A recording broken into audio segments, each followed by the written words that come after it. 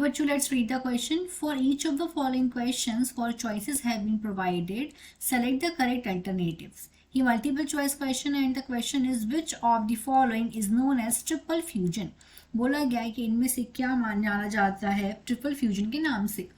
यहाँ 4 ऑप्शंस दिए हैं. A, fusion of male gamete with a female gamete to form zygote. B, fusion of secondary nucleus with male gamete. C, fusion of polar nuclei to form secondary nucleus. D, fusion of generative nucleus with tube nucleus.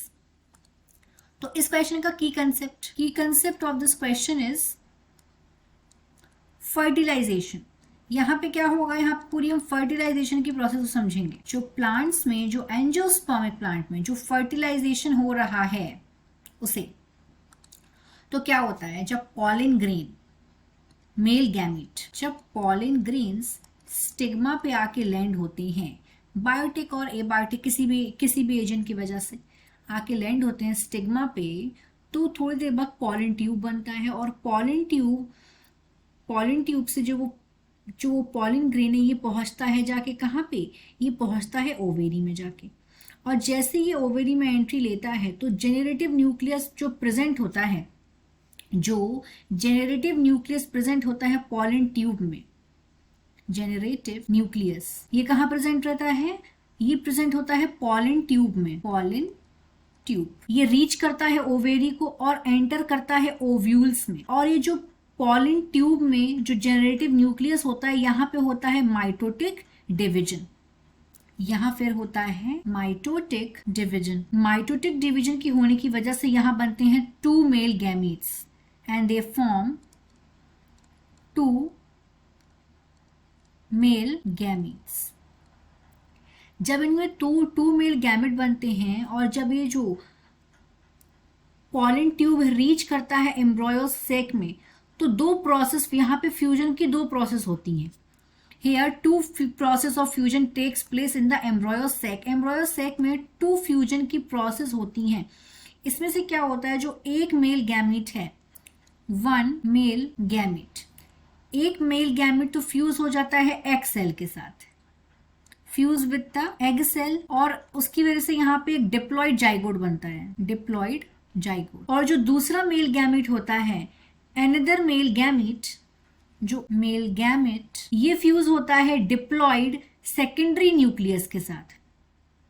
It fuse with the diploid secondary nucleus. और इसका यहाँ पे जो fusion हो रहा है उसकी वजह से यहाँ पे क्या बना, यहाँ पे तो डिप्लॉइड जाइगोट बना, और यहाँ पे फ्यूजन होने की वजह से बना है ट्रिप्लॉइड प्राइमरी एंडोस्पर्म न्यूक्लियस. इसको बोलते हैं PEN शॉर्ट में.